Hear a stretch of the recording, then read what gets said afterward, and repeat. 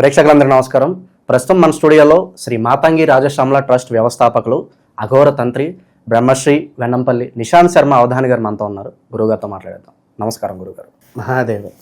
గురుగారు, మరణం అంటే అందరికీ భయమే. ప్రతి ఒక్కరు కూడా ఎక్కువ కాలం చాలా సంతోషంగా బ్రతకాలి అనుకుంటూ ఉంటారు. అయితే చావు నుంచి అయితే ఎవరు తప్పించుకోలేరు.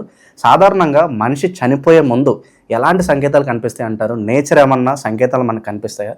అలాగే చనిపోయిన తర్వాత ఆత్మ వాళ్ళ ఇంట్లో ఎన్ని రోజులు ఉంటుంది గురుగారు సాధారణంగా? మంచి ప్రశ్న అండి. మొదటి దానికి వస్తే సంకేతాలు చూపిస్తాయా అంటే అందరికీ చూపించవు. కొన్ని సడన్గా జరిగిపోతాయి. ఇంకొంతమంది కావాలని ఆత్మహత్య చేసుకునేవారు ఉన్నారు. వాళ్ళకంటూ ఎటువంటి నిదర్శనలు ఉండవు. కాకపోతే కొంతమందికి తన మృత్యువు దగ్గరకు వచ్చినప్పుడు పైన నుంచి కిందికి వచ్చే యమభటులు ఎవరైతే ఉంటారో వారు ఖచ్చితంగా కనిపిస్తారు. వాళ్ళు ఇక తీసుకుపోవడానికి వచ్చారు. అది కూడా ఎప్పుడు తను మరణిస్తున్నాడు అని ఒక 20 నిమిషాల ముందే ఆ యమభట్టులు అనేటువంటి వారు కనిపిస్తూ. ఏ రూపంలో ఉంటారు గురుగారు వాళ్ళు? రూపాన్ని ఒకటేంటి అని అంటే రాక్షస తత్వం. నేను ఇంకా మరణించలేదు, ఆ రూపాన్ని నేను చూడలేదు. గరుడ పురాణంలో మనకి ఇవన్నీ వెల్లడించి ఉంది అన్నారా. రూపతత్వాలు అనే వాటికి వెళ్తే ఆకార విధులు మనకు కనిపించవు. ఒకవేళ నా మరణం సంభవించినప్పుడు అంటే అప్పుడు నేను చూసి ధన్యోస్మి అంట. విన్నారా?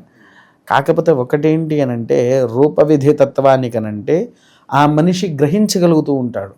ఎవరు నన్ను వస్తున్నారా, ఇంకా నాకు కాలం దగ్గర పడ్డది, ఇంకా నేను పోయే సమయం వచ్చింది అని అంటారు. అయితే ఈ మనిషి మరణించిన తర్వాత ఇంట్లో ఆత్మ తిరుగుతుందా అంటే ఖచ్చితంగా తిరుగుతుంది. ఎప్పటి వరకు? అందరంటారు దినాలు అయిపోయేంత వరకు ఆ మనిషి యొక్క ఆత్మ ఆ ఇంట్లోనే ఉంటుంది అని అంటారు. కానీ దినాల వరకు కాదు, సంవత్సరం మొత్తం ఉంటుంది. ఎందుకంటే ఆ మనిషి మరణించిన తర్వాత వీళ్ళు సక్రమంగా నాకు పిండ ప్రదానాలు చేస్తున్నారా చెయ్యట్లేదానా యమభటులు అక్కడే ఉంచి విన్నారా చూపిస్తూ ఉంటారు. కొంతమంది ఏం చేస్తారంటే ఉద్యోగం చేస్తూ, నేను ఒక ఉద్యోగస్తుని, నేను ప్రతి నెల రాలేను, నేను పొద్దున్నే డ్యూటీకి పోవాలి, నాకు అది ఇది అని ఒక దాంతో చనిపోయిన వారికి పిండ ప్రదానాలు చేయకుండా ఉంటున్నారు. అది ఎప్పుడు చేస్తున్నారు? ఈ దినాల్లో బొక్కలు నదిలో కలపడానికి కోసం తీసుకుపోయినప్పుడు 11 నెలలు మొత్తం ఒకే రోజు పెడుతున్నారు. అవునా? ఓకే. సంవత్సరం అయిన తర్వాత అప్పుడు మళ్ళీ చేస్తున్నారు. నేను ఒక మాట అడుగుతా, చెప్తారా? మీరున్నారు 11 నెలల తగిన భోజనాన్ని, 11 నెలల వరకు అవసరం లేదు, 3 రోజుల భోజనం నీ కళ్ళ ముందు పెడతా, తినగలుగుతావా? ఎందుకు తినలేవు? ఏ రోజుకి ఆ రోజు ఎంత తగ్గట్టుకు అంతే తినాలి. అంతేనా? అంటే మనిషి మరణించిన తర్వాత తను మరణించిన తిథి ఏదైతే ఉందో ఆ ప్రతి తిథిని మనం ఆచరించాలి. అది మనం ఎప్పుడైతే ఆచరిస్తామో, దాన్ని ఎప్పుడైతే పురోగతిని మనం చేస్తామో అప్పుడు దానికి తగిన ఫలితము అనేటువంటిది మనకు దక్కుతుంది. అవునా?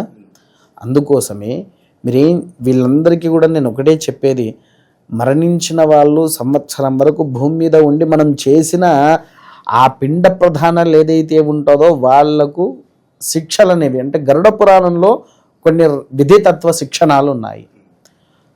నీ కొడుకే నీకు సరిగ్గా పిండ ప్రధానం పెట్టట్లేదని చెప్పేసి అక్కడ ఇంకా ఆత్మకు ఘోష బాగుంటుంది. ఆత్మఘోష ఏమవుతుంది? నీకు పితృ దోషం కింద పడుతుంది. పిండ ప్రధానం నీవు ఎప్పుడైతే చెయ్యలేదో, పిండ ప్రధానాన్ని మనం ఎప్పుడైతే ఆచరించలేదో అప్పుడు పితృదోష శాపం అనేది, పితృదోషం అనేది మనకు పడుతుంది. దానివలనే ఇప్పుడు నడుస్తున్నటువంటి జనరేషన్లో ఈ పిండ ప్రధానాలు సరిగ్గా చేయక వాళ్ళ పిల్లలకు తాకి ఈ పితృదోషం అనేది బాగా తాకుతూ ఉంది. ఇవి మనకి ఎక్కువ జాతకాల్లో కనిపించవు, చాలా తక్కువగా కనిపిస్తాయి. విన్నారా? ఈ దోషాల్లో నుంచి బయటికి రావడానికే ఇక చాలామంది ఇప్పుడు నానా తిప్పలు పడుతున్నారు. అదే చేసే విధో ధర్మక్రతువులో ఏదైతే ఉందో అది ఖచ్చితంగా చేయాలి కదా. ఇంకో మాట అడుగుతా, తినాల్సిన సమయానికి తినకపోతే ఏమవుతుంది? అనారోగ్య సమస్యలు వస్తూ ఉంటాయి. ఏమొస్తున్నదా అనారోగ్యాల్లో? అల్సర్ అంటూ, గ్యాస్ ట్రబుల్స్ అవన్నీ వస్తున్నాయి. అంటే ఒక మనిషిగా జీవిస్తూ మనం బ్రతికి ఉన్నప్పుడే చేసేది, మనం తినే వాటిల్లోనే సరిగ్గా తినకపోతేనే హెల్త్ ఇష్యూస్ వస్తున్నాయి. వారు చనిపోయిన తిథి, వార, నక్షత్ర, యోగ కర్మల్లో ఉండేటప్పుడు ఆ రోజు చెయ్యవలసినటువంటి తిథి కార్యక్రమాలు ఏదైతే ఉందో ఆ రోజు చెయ్యకపోతే మరి ఆత్మ ఎంత ఘోషపడుతుంది అక్కడ? దాని యొక్క విధితత్వాలు ఎంత మారిపోతూ ఉంటాయి. ఆ శిక్షలు కూడా మరణిస్తే తెలుస్తుంది మనకు. అవునా? ఇంకోటి ఏంటంటే, మనకు ఉద్యోగాల్లో సంపాదనలు మనకు ముఖ్యంగా అవసరమే. నేను అవసరం లేదు అంటున్నా, రోజు చేస్తున్నాం. ఆ ఒక్కరోజు లీవ్ తీసుకో, ఆ ఒక్కరోజే.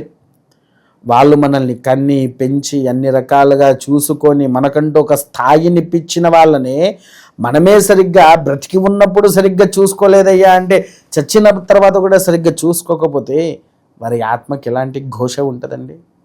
ఆ పితృఘోష తాకినట్టే కదా, మాతృఘోష తాకినట్టే కదా.